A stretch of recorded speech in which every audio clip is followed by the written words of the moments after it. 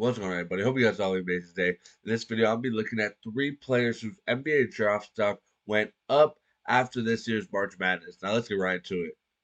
Now, here we go. I know I always say let's get right into it, then I say something. I'm sorry. But all honesty, it was kind of hard to find players whose draft stock, in my opinion, went up.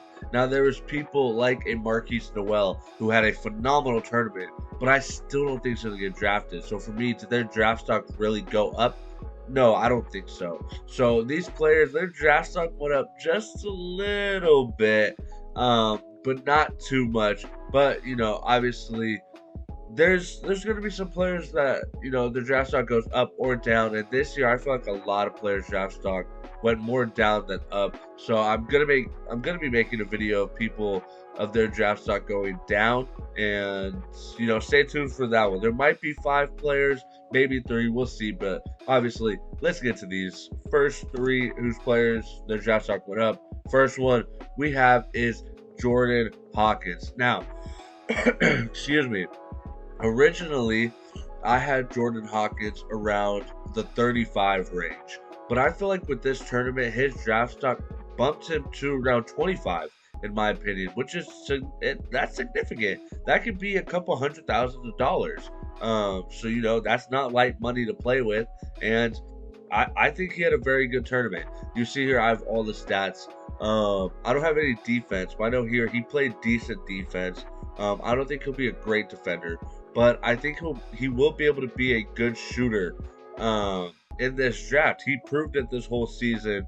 Here you can see a 24-point game against Arkansas, then a 20-point game against Gonzaga, 13 points versus Miami, 16 points versus SSU. Didn't shoot it crazy efficiently, but his form looks phenomenal, and you can just tell the way he plays. He comes off a lot of screens, doesn't need the ball, but honestly, my biggest concern would be if he's not hitting shots, what is he really doing? Like you see here in the St. Mary's game, 0 rebounds, 0 assists. Like, he's not really going to play make, and he's not going to rebound the ball greatly, and he's not a phenomenal defender. But I think this tournament really showed how well he could play without the ball, which is what NBA teams are looking for. So I would say he jumped my personal draft range about 10, like I said, from 35 to 25. Anything above 25 might be a little bit pushing it, but I've seen some people have him around 20. Maybe you can talk me into that, but I still need to do my full draft report on him.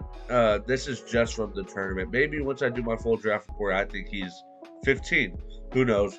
But as of right now, I think around 25, maybe 23, around there. That's where I would have him. But he had a very good tournament, and he won. I love winners. He won the championship. Absolutely loved seeing him play.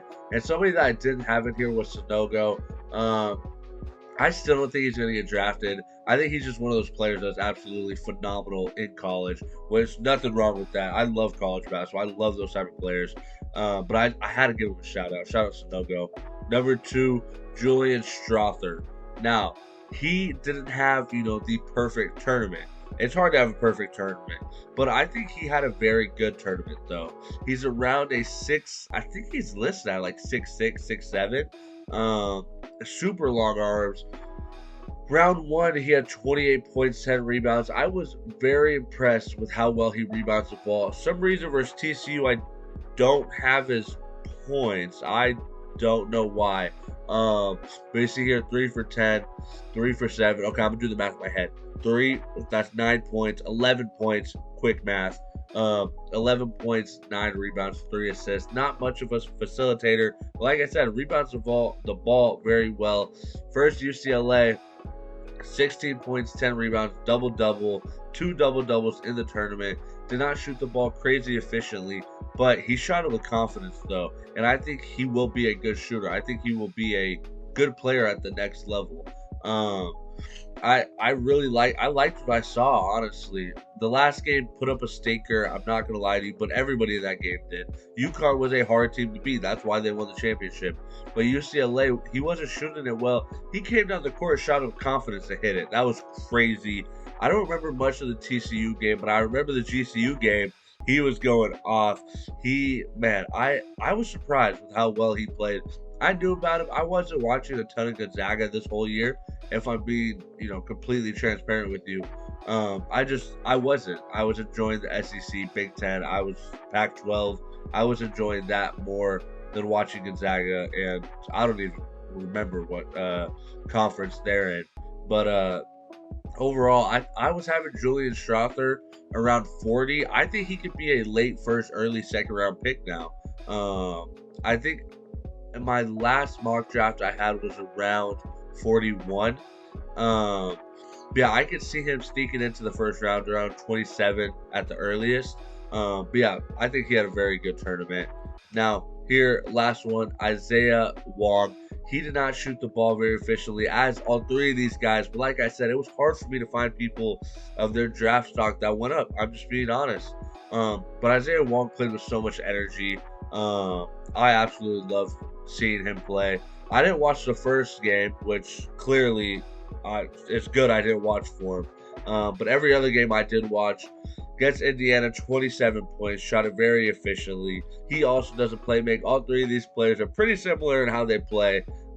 Sweet 16 beating Houston, which a lot of people had winning the tournament, which is they beat them, and then they beat Texas, which I saw a lot of people had winning the tournament, and then they lost to UConn. UConn eventually went to win it all. But like I say, I love winners. I love people that can just win games.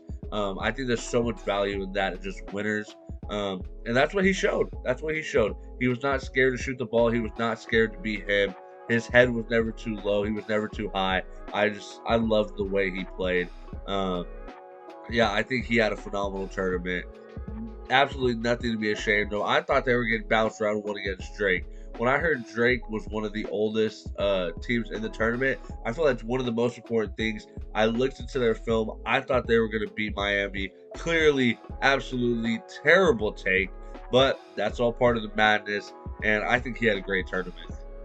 Now, that's going to do it for today's video. I hope you guys did enjoy. If you guys did, make sure to leave a like and subscribe. On the road to 500 subscribers. As I'm recording this right now, I am at 397. Hopefully when this video is up, we're over 400, and hopefully, climbing to 500, posting every single day.